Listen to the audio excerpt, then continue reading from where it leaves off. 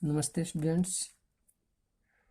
In this video we will study about Pandya kingdom. This kingdom established by Kondungori in 7th century. Dear student, आज हम लोग जो study करने जा रहे हैं वह पांड्या डायनेस्टी के बारे में है। और यह डायनेस्टी जो था इसका फाउंडर जो है कोंडुंगोरी को माना जाता है, जिसने 7th सेंचुरी में 7वीं शताब्दी में पांड्या डायनेस्टी की, पांड्या किंगडम की स्थापना किया था। Dear student, when he ascended the throne, he conquered many territories like Madurai,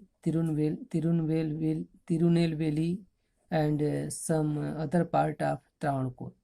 But at that time he made his capital to Madurai. लेकिन राजधानी किसको बनाया?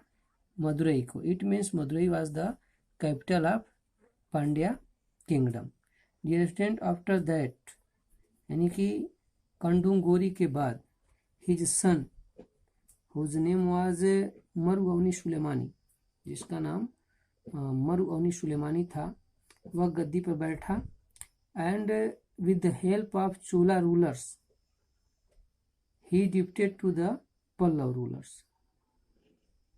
With the help of Chola ruler he defeated to the Pallava rulers, but in 11th century they forced by Chola rulers and also accepted the supremacy of Chola. लेकिन वही चोला rulers जो मरुअवनी सुलेमानी की मदद किए थे, जिसकी मदद से उन्होंने पल्लवों को हराया था, उन्होंने ही पांड्य रूलर्स को इतना फोर्स कर दिया, इतना मजबूर कर दिया कि उनको अपना जो टेरिटोरी था वह चोला के अधिकार में उनका टेरिटोरी चला गया. डियर स्टूडेंट, लेकिन 13th सेंचुरी में इन द लीडरशिप ऑफ जलवर्म, जो रूलर था 13th सेंचुरी में पांड्या किंगडम का, वह था जलवर्मन सुंदर पांड्य. इसका नाम था Jalavarman Sundara Pandya. And in the leadership of Jalavarman Sundara Pandya once again they became free. एक बार पुनः पांड्या जो किंगडम था वो फ्री हो गया. एंड जलवर्मन रूल्ड फ्रॉम 1251 टू 1227, यानी को 1521 से लेकर 1527 तक साउथ इंडिया का जो पांड्या किंगडम था उस पर रूलिंग किया. Dear student, in the map, just I am seeing you a map, and in that map, in this map you can see the Pandya kingdom.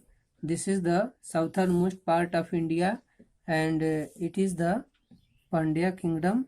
They were ruling here. Now you can also see the location of Madurai. What are the states of India at this time, present time, in this map, and thus you can see the location of Pandya kingdom also. Dear student, now we will study about different topics. Now we will study about different topics under a master topic, and that is the governance in South India. Governance in South India के अंतर्गत हम बहुत सारे छोटे छोटे जो topics हैं उसको अब हम लोग पढ़ेंगे. First of all we will study about the administration. सबसे पहला जो टॉपिक हम लोगों का वह है administration. Dear student, in South India king was the head of administration and there was a council of ministers who helped him in the ruling system.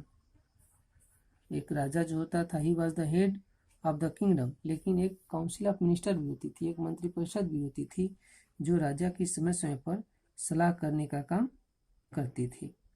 और जो पोस्ट होता था, the post of the king, was hereditary. Hereditary, that means after death of the king his son ascended the throne. Hereditary that means जिसको हिंदी में कहा जाता है वंशानुगत, और इसका मतलब यह होता है कि राजा के मरने के बाद राजा का दूसरा जो राजा बनेगा वो राजा का पुत्र ही होता था, यानी कि वो वंशानुगत चलता रहता था. Dear, the main work of the king was to protect the interest of the people from internal and external disturbance. Internal या एक्सटर्नल डिस्टर्बेंस से जो कुछ भी लॉस होता था पीपल का, उससे जो है कि जनता की रक्षा करना ही यही राजा का प्रमुख काम होता था. The king had divided the whole kingdom into provinces that were known as mandalam. At that time kingdom was divided into small parts, just like small states, and that states were known as provinces. And provinces, it was the next name of this provinces is mandalam. In South India it was known as mandalam. It means provinces was known as mandalam. And these provinces were under control of an officer, and that officer almostly belongs to the family of royal court. जो इसको देखभाल करने वाला होता था वो अक्सर कोई एक ऑफिसर होता था, और वह ऑफिसर जो होता था वो अक्सर राजशाही परिवार का ही होता था, यानी कि ज़्यादातर राजकुमारों की नियुक्ति उस पर की जाती थी, वो रॉयल फैमिली से ही बिलोंग करता था. डियर स्टूडेंट, दीज प्रोविंसेस यानी कि mandalam were also divided into small parts and that's were known as kottam. उनको बोला जाता था कोट्टम, यानी कि जो होल किंगडम होता था that was divided into province, and province were divided into kottam, and once again kottam were also divide into nadu. और कोट्टम किस में बटा होता था? नाडु में बटा होता था, जिसे आजकल जो है गांव की संज्ञा दी जाती है. डियर स्टूडेंट, इसके बाद हम लोग जो देखेंगे, जो नेक्स्ट टॉपिक है वह हमारा economic condition. It means that in this topic we will study about the economic condition of South India. South India में आर्थिक स्थिति कैसी थी उसका अध्ययन अब हम लोग करेंगे. Dear student, in South India the main source of income was land revenue. जो पैसे का या इनकम का जो मुख्य स्रोत था वह लैंड रिवेन्यू ही था, यानी कि जो भी राजा को आय होता था वो मैक्सिमम जो आय होता था वह लैंड रिवेन्यू से होता था. और लैंड रिवेन्यू के रूप में फार्मर्स जो होते थे दे paid 1/3 of the total production, यानी कि जितना भी प्रोडक्ट होता था, जितना भी पैदा होता था उसका 1/3 फार्मर जो होते थे क्या करते थे, राजा को दे देते थे. Dear student, agriculture, trade and weaving मतलब बुनाई करना, this were the main occupation. मुख्य व्यवसाय के रूप में यही सब थे. And the king provide irrigation facility to the farmers. Why? because the farmer paid 1/3 of the total production, so king provide the facility of irrigation to them.